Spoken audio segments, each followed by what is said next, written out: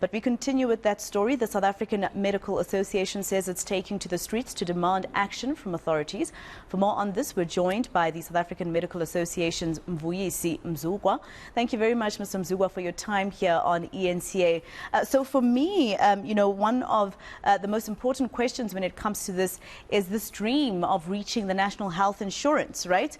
Which is a great plan on paper. But when we have problems such as one doctor having to look after 3,000 patients or more, this is definitely not something that's reachable. Government cannot say that it's ready. Thank you so much, and good morning to you and to your viewers. I think the writing is on the wall. This is obvious if you look at what is happening now. The budget has been decreasing by 1% for the past 5 years. So if you look at that, it's a clear message that government cannot afford and is not affording. And I think it's time that they tell the world that they cannot afford what they promise. I mean, if you cannot employ healthcare workers who are the face of the service, how then are you going to roll out NHI? Are you telling the public indirectly that you are promising nothing? Actually, you cannot afford NHI. That's what the statement is to the public. By not employing doctors, by not employing nurses, and you continue to have poor quality services because you do not have enough staff, and on top of that, you do not have your infrastructure is going down, is collapsing. So we're looking at all of those things and say, you are saying to the public, I am promising you nothing. There's no NHI because I cannot afford. And, I'm just wondering if you are able to help us understand this logic and who it benefits when, after so many years, some doctors, by the way, having passed away during the COVID-19 pandemic, not just doctors, just healthcare workers in totality, having not been replaced as well after, their positions became vacant. Who does this benefit? Because it's definitely not the public. You are quite right there, because you recall that even pre-COVID, there was a dire shortage of healthcare workers. I mean, it is reported in most of the literature, there's been a dire shortage. But on top of that, like you said, some of them passed away during COVID. But, the impact that this has is negative, towards the public, because you find long queues in the hospitals, you find postponements of procedures, you find backlogs, you find litigations. For example, now we're sitting at billions of rands that we owe to litigations. So if you have a moment where you cannot employ those doctors, I don't know how you're saving. People say are saving money, but actually they should be saving lives instead of saving money.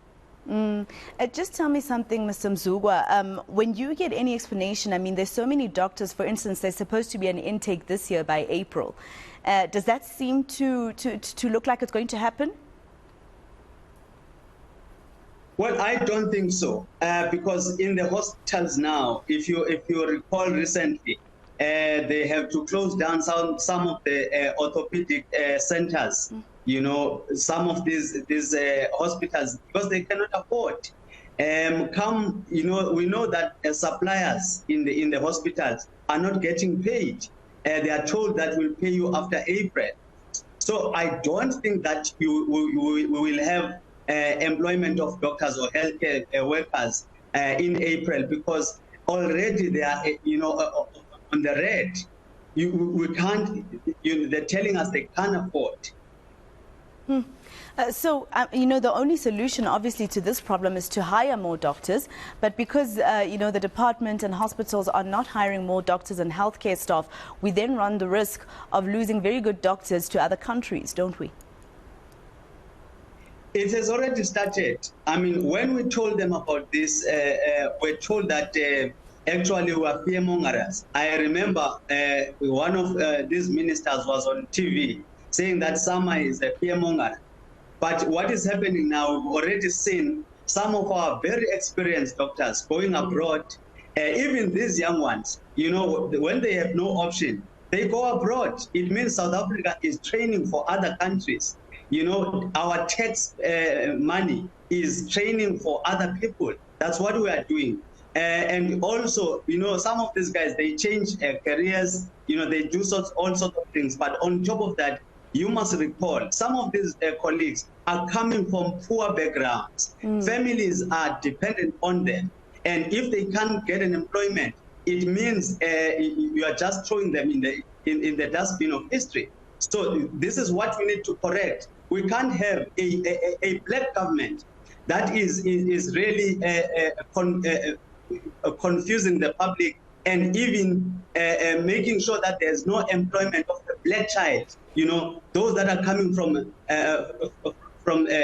poor, disadvantaged communities. So you can tell by how they are doing. I mean, look at the response that they are written recently. It tells you that it is written by somebody who does not care, because they are sitting there with blue lights and very useless, I must say. All right.